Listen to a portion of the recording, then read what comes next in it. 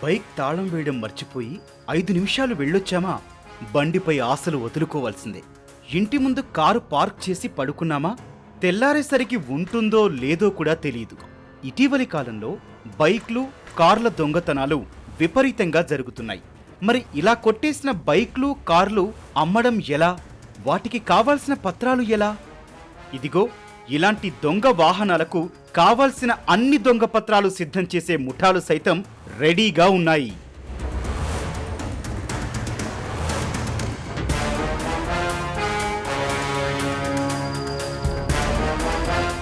బైక్లు చోరీ చేస్తోన్న ముఠాను పట్టుకున్న కర్నూలు పోలీసులు లోతుగా దర్యాప్తు చేస్తే నకిలీ ఆర్సీలు తయారు చేసే ముఠా గురించి తెలిసింది.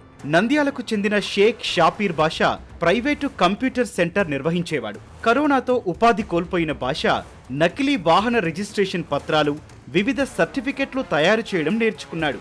ఇందులో ఆదాయం బాగుండటంతో దుకాణం ఎత్తేసి ఇంటి వద్దే నకిలీ పత్రాల తయారీ మొదలుపెట్టాడు.